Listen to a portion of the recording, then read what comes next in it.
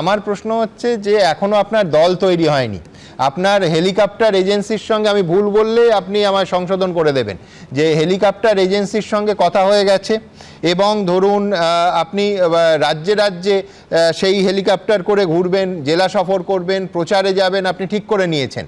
আমি বলছি এ রাজ্যে একমাত্র রাজ্যের মুখ্যমন্ত্রী জেলা সফরে হেলিকপ্টার ব্যবহার করেন, তারপর আপনি করবেন। আপনার 8 জন ব্যক্তিগত সিকিউরিটি আগামীকাল হায়দ্রাবাদ থেকে কলকাতায় এসে পৌঁছবেন, এই রাজ্যে এসে পৌঁছবেন। গত 72 ঘন্টায় তাহলে হুমায়ুন আপনার জীবনযাপনটাও অনেকটাই পাল্টে গেল। আপনার জ্ঞাতার্থে জানাই, অলরেডি হায়দ্রাবাদ থেকে 8 জন প্রাইভেট সিকিউরিটি উইথ আর্মস নিয়ে 1 ঘন্টা আগে কলকাতা বিমানবন্দরে ল্যান্ড করেছে। তারা অলরেডি সেই সিকিউরিটিরা রাজ্যের ডিজিপির সঙ্গে যোগাযোগ করছে এবং এসপি মুর্শিদাবাদ কে সানিরাজের সঙ্গেও যোগাযোগ করছে। তারা আমার সিকিউরিটি হিসাবে কাল থেকে নিয়োগ হবে। আমি যেহেতু খুব সকাল সকাল বেরিয়ে যাব আমার জেলা থেকে, ওনারা হয়তো রাত্রি 12টা-1টায় আমার বাড়িতে আসবে, তারপরে আমি মুভমেন্ট করব যখন, তখন আমার যে ওয়েস্ট বেঙ্গল পুলিশের 3 জন সিকিউরিটি আছে তারা বাকি 8 জন আমার সঙ্গে অ্যাক্টিভেট থাকবে, আমার সঙ্গে যোগ দেবে। এটা হচ্ছে বিষয়। পাশাপাশি আপনি সেকেন্ড পয়েন্ট যেটা বললেন, হেলিকপ্টার অনুসরণ করতে পারছি না।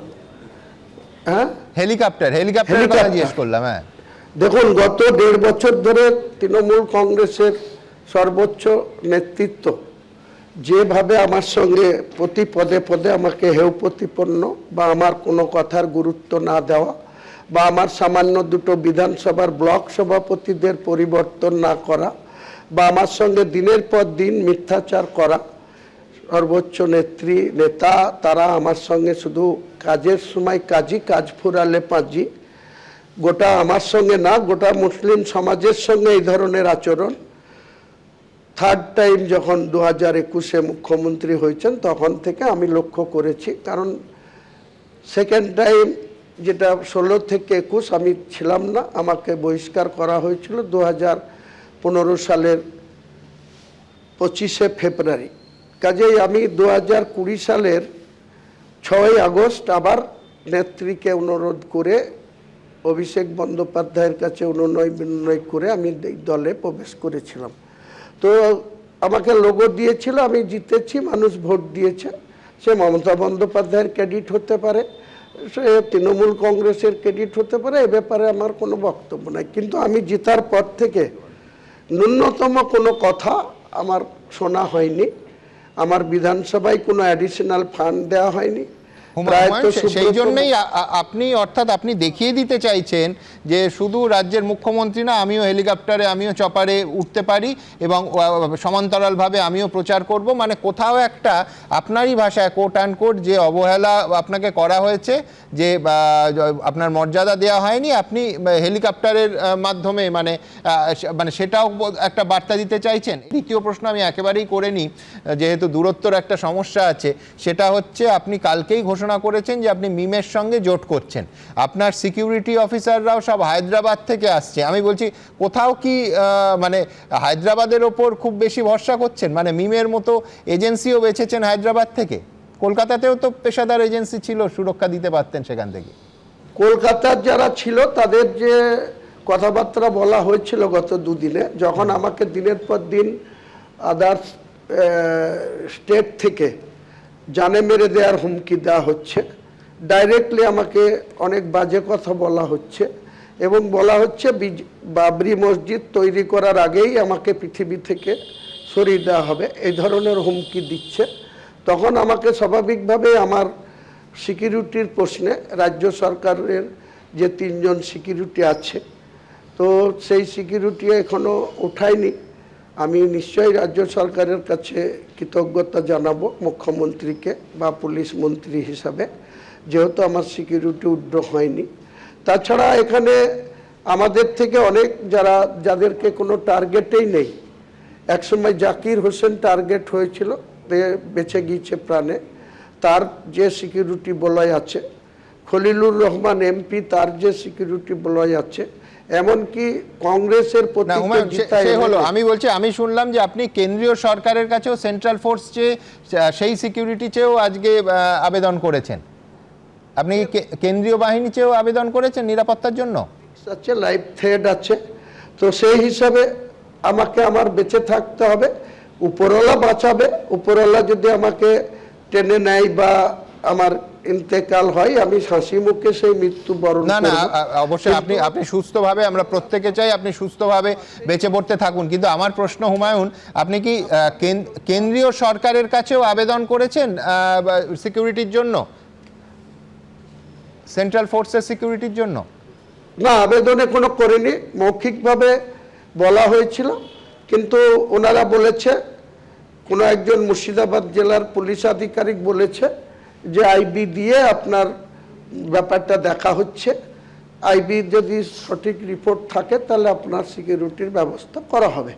তা বলেছি ঠিক আছে, আপনারা দেখুন, ওনাদের উপরে আমার ভরসা আছে, আস্থা আছে, ওনারা এখান থেকে আমি একটা রাজনীতির প্রশ্নে আছি হুমায়ুন, সেটা হচ্ছে 2021-এ মিম এ রাজ্যে বিশেষ সুবিধে করতে পারেনি, তার কারণ বলা হয় তাদের কোনো লোকাল ফেস ছিল না। এবার কি আপনি সেই ফেস? আমি দেখছিলাম আপনি বলছিলেন, আজকেই বোধহয় বলছিলেন যে আপনার মিমকে দরকার নেই, মিমেরই আপনাকে দরকার। তো আপনাদের জোটটা কি মানে মোটামুটি ঠিক হয়ে গেছে? দেখুন, এই ব্যাপারে আমি আপনাকে এক্ষুনি কিছু বলবো না। একজন মিমের মুখপাত্র কোনো মিডিয়ায় রিয়াকশন দিয়েছে যে উনি নাকি আমাদের মতো ব্যক্তির সঙ্গে ওনার দল কোনো রকম সম্পর্ক রাখতে ইচ্ছুক নয়। আমার কাছে যা তথ্য আছে, সেই ব্যক্তিরই কোনো গুরুত্ব আজকের দিনে আসাদুল্লাহ ওয়াইসি সাহেবের কাছে বা তার দলের নেতৃবর্গর কাছে ওনার কোনো গুরুত্ব নেই। অথচ উনি কারো কথায় আমাকে এই ধরনের কথা বলেছে। সময় কথা বলবে কে কার সঙ্গে থাকবে, আমার সঙ্গে কে থাকবে, আমি কার সঙ্গে থাকব। 22 তারিখের পরে আপনি পরিষ্কারভাবে রাজ্যের মানুষকে, দেশের মানুষকে, ভারতবর্ষের রাজনৈতিক সম্মানীয় ব্যক্তিবর্গকে আমি ওপেন করে দেব যে আমার আগামী দিনে কর্মসূচি। হ্যাঁ হুমায়ুন, আপনি বলেছিলেন এর আগে যে এমএলএ পদটা, যে আপনি নৈতিকতার একটা উদাহরণ রেখে বিধায়ক পদটা ছেড়ে দেবেন। আমি বলছি তারপরে আপনি জানালেন যে বিধায়ক পদ আপনি ছাড়ছেন না। এটা তো নিজের অবস্থানেই আপনি একটা বদল করলেন। আমি বিধায়ক পদ 17 তারিখেই ছেড়ে দেবো বলেছিলাম। 17 তারিখে বিধানসভায় একটা স্ট্যান্ডিং কমিটি, একটা না দুটো, আমি পাওয়ার কমিটিতে আছি, যেখানে মেটিয়াবুরুজের এমএলএ আব্দুল খালেক মোল্লা চেয়ারম্যান পাওয়ারে, আর আমি আছি পিএলডি চেয়ারম্যান। পিএলডিতে 20 জন মেম্বার, পাওয়ারে 15 জন মেম্বার নিয়ে পাওয়ার কমিটি, আর 20 জন মেম্বার নিয়ে আমার পিএলডি কমিটি। আর একটা বড় কমিটি আছে পাবলিক অ্যাকাউন্ট কমিটি, যেখানে ওই সুমন কাঞ্জিলাল চেয়ারম্যান আছে আলিপুরদুয়ারের। তো আমার ওই কমিটিতে 12 জন বিজেপির বিধায়ক আছে। আমি ওই দিনকে মিটিং করে তারপরেই দুপুরের পরে আমার বিধায়ক পদ আমি মাননীয় স্পিকার সাহেবের ঘরে গিয়ে রিজাইন করে দিতাম। কিন্তু আমাকে যারা ভোট দিয়ে নির্বাচিত করেছে তারা আমাকে প্রবল আপত্তি জানাচ্ছে যে আমরা ইউসুফ পাঠানকে আপনার কথায় ভোট দিয়েছি, তাকে খুঁজে পায় না, তার কাছে একটা সার্টিফিকেট পায় না, একটা কোনো স্কলারশিপে সই করতে গেলে পায় না, আধার কার্ডের কোনো সংশোধন নাম ঠিক করতে গেলে পায় না। আপনি আমাদের সব কিছু করেন, তো এখন আপনি সাসপেন্ড হয়েছেন, তা কি আছে, আপনি বিধায়ক পদটা রাখেন, আপনি আগামী দিনে যখন আবার ভোটে দাঁড়াবেন তখন আবার। অতএব 17 তারিখ আপনি বিধায়ক পদ ছাড়ছেন। এবিপি আনন্দ, এগিয়ে থাকে, এগিয়ে রাখে।